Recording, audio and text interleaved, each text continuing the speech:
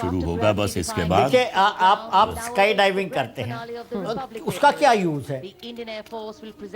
Arm forces में थोड़ा सा यूज है उसका, लेकिन आप स्काई डाइविंग, क्योंकि ह्यूमन बीइंग जो है चैलेंज चाहता है, वो चैलेंज को ओवरकम करना चाहता है। जब तेंजिंग से पूछा गया कि भाई सॉरी अपना तेंजिंग के साथ कौन गया? Hillary, Edmund Hillary, Edmund Hillary को पूछा गया कि भाई आप वहां पर एवरेस्ट पर चढ़ने का क्या मतलब था? कहता बिकॉज इट इज देयर। तो ह्यूमन बीइंग हमेशा चैलेंज ढूंढता है और उसको ओवरकम करने की कोशिश करता है।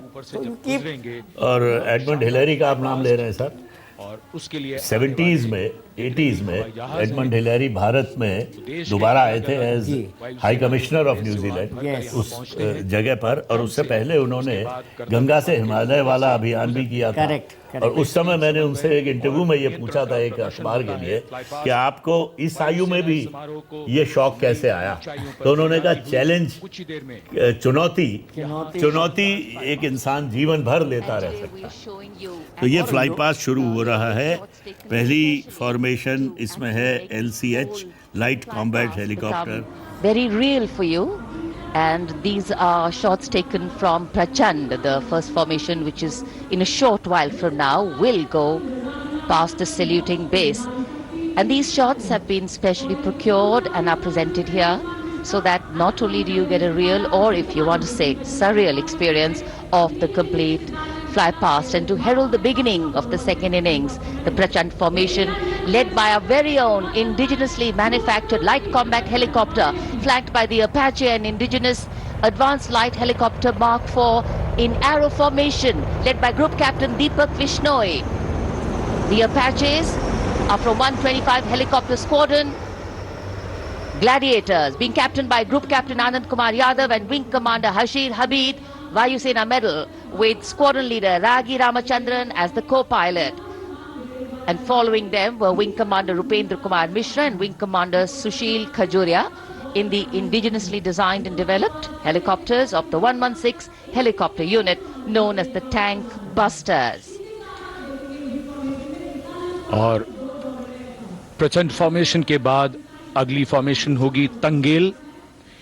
ये दृश्य कैसा दिखता है, ये फॉर्मेशन आपके लिए खास तौर पर इनको रिकॉर्ड किया गया और इस समय आप इन्हें देख सकते हैं। और कुछ ही देर में यहां पर हेरिटेज फ्लाइट का डकोटा विमान और 2 डॉनियर विमानों के साथ विक फॉर्मेशन में यहां से गुजरेंगे।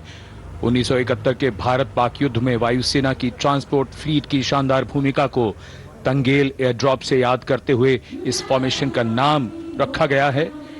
विंग कमांडर AK सिंह और विंग कमांडर HD काला डकोटा विमान को उड़ा रहे हैं।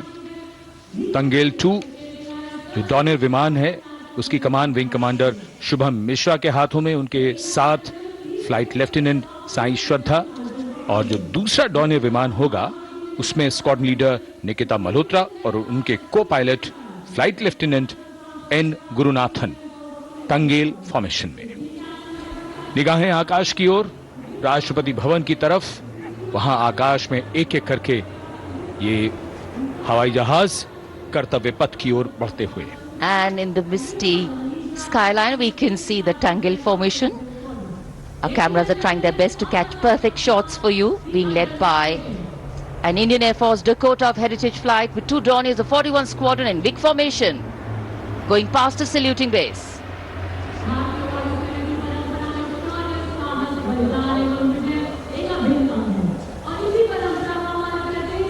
And now after Tangel, we look forward to the next formation, which is the Arjun formation, named after Marshal of the Air Force Arjun Singh.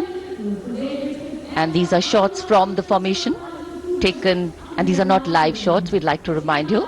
This formation will be led by the C-295, the latest tactical transport aircraft of the Indian Air Force from 11th Squadron, being captained by Group Captain Prashant Singh Negi and Wing Commander Vikram Seth, with 2 C-130J tactical transport aircraft in Vic formation being flown by Group Captain Ankit Raj Singh and Squadron Leader Sparsh Helawat to the right, and Wing Commander Manish Vyas and Squadron Leader KV Prasad to the left, all from 77 Squadron known as the Veiled Vipers.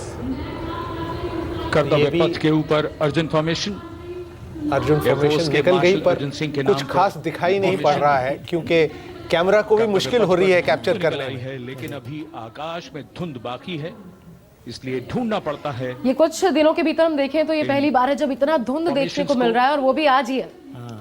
लेकिन उत्सुकता ये बरकरार, जब 26 जनवरी का ये कार्यक्रम गणतंत्र दिवस का समारोह हो रहा है, और ऐसे में बेहद और ज्यादा फ्लाई पास्ट में चुनौती। ये नेत्र फॉर्मेशन है, इसमें एक इस समय हमें देख AEW&C विमान है और 2 Su-30 विमान एशॉन में विक फॉर्मेशन में। स्वदेशी निगरानी सिस्टम से लैस ये जो उड़ते हैं ये जो अलग उड़ा अलग रहे होते जगह हैं से। राजेश, तो ये जिनका चुनाव किया जाता है इस वक्त, ये देखिए हम चेहरे भी पहली बार देख पा रहे हैं। तो आजकल आपको ये कॉकपिट से तस्वीरें पहले मिल नहीं पा होती रही थी। थी, पहले नहीं हम होती देखते थी, थे। अब हो रही है। देखिए ये फॉर्मेशन दिख गई क्योंकि शायद कैमरा ने कैप्चर कर लिया, लेकिन ये जो बाहर की फोटो है, मेरे ख्याल में ये फुल ड्रेस रिहर्सल की है। उन्होंने बताया है ये लाइव नहीं है,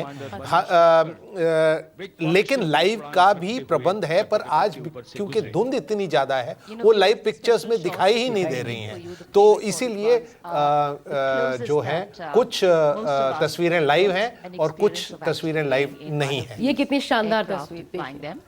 Here, these are shots of the Varuna formation. धुंध को चीरते हुए C-17 this is C-17, Excitement. ये C-17 इसकी क्या और खासियत है?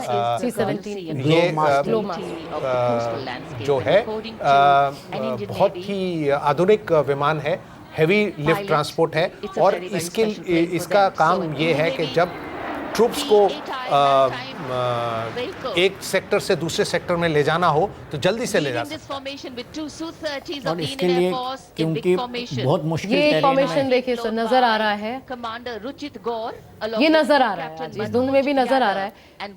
तो ये जो Su-30 है, इनकी उन्होंने थोड़ा सा फ्यूल पीछे डंप किया है ताकि उसकी ट्रेल बने और आपको दिखाई दे। दिख सके।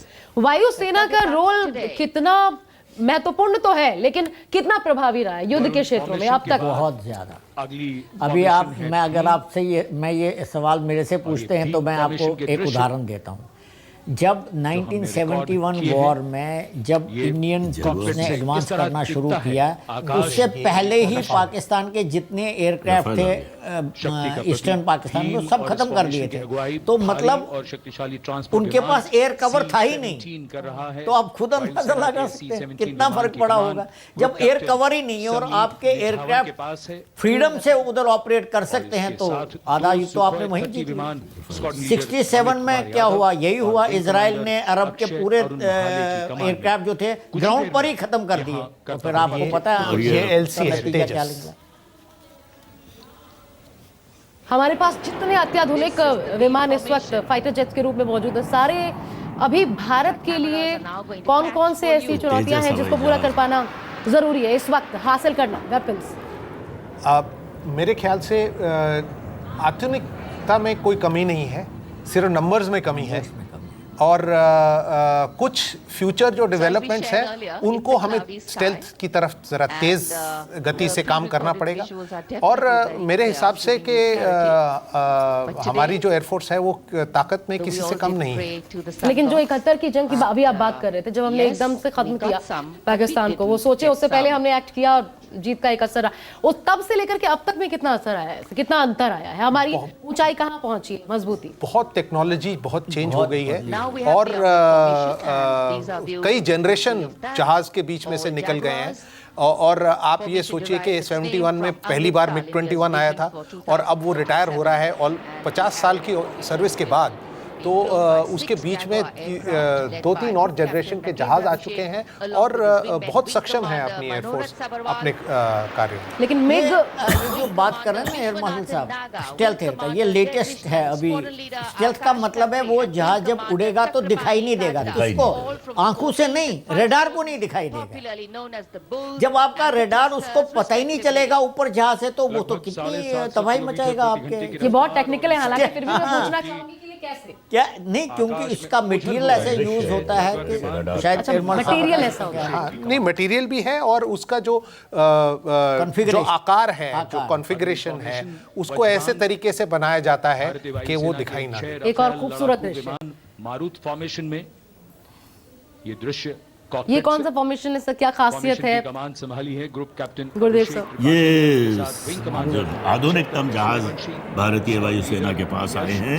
6 रफाल विमान हैं जो मारुत फॉर्मेशन में राजपथ के ऊपर पहुंचे। देखिए इस बार मारुत को जो है महत्व इसलिए दिया जा रहा है क्योंकि वो एक इंडिजिनस फाइटर था और उसकी एक आपने पिछले कुछ दिनों में न्यूज़ में सुना होगा कि एक प्रोजेक्ट मारुत एयरफोर्स उस पे ले रहा है कि जो मारुत की जितनी भी कहानियां हैं वेटरन से वो कलेक्ट करके और उसको पब्लिश करेगा एक किताब में। तो इस हिसाब से इस रिपब्लिक डे के टाइम पे उसको मारुत फॉर्मेशन का नाम दिया गया। अच्छा, इमैनुअल मैक्रो नजर आ रहे थे। राफेल हमने फ्रांस से ही लिया, तो अभी कितनी और दस्ते आने बाकी हैं? अभी हमारे पास कुल मिलाकर के कितने राफेल हैं? कितना चाहिए? 36 राफेल हैं हमारे पास और अभी कोई दस्ते आने बाकी नहीं है। हाँ, अगर जो आगे हम खरीदेंगे अगर उसमें रफाल फिर से सेलेक्ट होता है तो फिर उसकी इसमें भी वही करार है उसका भी जॉइंट प्रोडक्शन, उसका जॉइंट प्रोडक्शन मेरे ख्याल से एग्रीमेंट है कि अगर बनाने हैं तो यहीं बनेंगे। अगर बनाने हैं तो यहीं बनेंगे, पर अभी उस बनाने की एग्रीमेंट अभी साइन नहीं है। और फिर आप बनाएंगे भी कि नहीं, क्योंकि आपका तेजस भी अभी I think is doing well. तो ये टेक्नोलॉजी ट्रांसफर भी होता है जब एग्रीमेंट्स होते हैं। एग्रीमेंट हुआ है ना टेक्नोलॉजी ट्रांसफर का, और हर एग्रीमेंट में ये होता है, अब हो रहा है। अब इंडिया इंसिस्ट कर रहा है, ऐसा जरूर नहीं कि दूसरा देश माने। क्या हम सक्षम हुए हैं कि इंडिजिनस जितने भी ऐसे जगह हम वो सप्लाई बाहर कर पाए, हमारे मेड इन इंडिया भी? मैं आपको एक चीज बताता हूँ, हमने कम से कम हम काफी सारे, एक तो मैं बताता हूँ पिछले 10 साल में, एक साल को छोड़कर दैट इज 21-22, पिछले 10 साल में हम दुनिया के सबसे लार्जेस्ट आर्मामेंट इंपोर्टर रहे हैं। एवरेज $10 बिलियन से ईयर, हर साल हम $10 बिलियन का आर्मामेंट्स खरीदते थे। सिर्फ 21-22 में सऊदी अरेबिया ने हमें नंबर 2 पोजीशन में छोड़ दिया क्योंकि उन्होंने 106 F-18 या F-18 एयरक्राफ्ट अमेरिका से खरीदे। लेकिन इतना सारा हमारे पास क्षमता नहीं है कि हम इतना सारा फॉरेन एक्सचेंज यूज करें इस चीज़ के लिए। तो अब गवर्नमेंट ने 300 ऐसे चीज़ हैं, पार्ट्स हैं जो हम जिन्होंने बैन कर दिया है कि बाहर से नहीं आएंगे, यहीं बना हुआ। इसीलिए आप देख रहे होंगे कि देश के अंदर जो तेजस बन रहा है या अर्जुन मेन बैटल टैंक बन रहा है या कई सारे सिस्टम एंटी टैंक मिसाइल बन रहे हैं, इसीलिए बन रहे हैं क्योंकि आप बाहर से नहीं ला सकते, आपको यहीं बनाने पड़ेंगे। और इस साल लास्ट फाइनेंशियल ईयर में इंडिया ने 15,000 करोड़ रुपया कमाया, सॉरी डॉलर्स कमाए एक्सपोर्ट से। ये बदलाव, ये बदलाव है। ये बदलाव आ रहा है।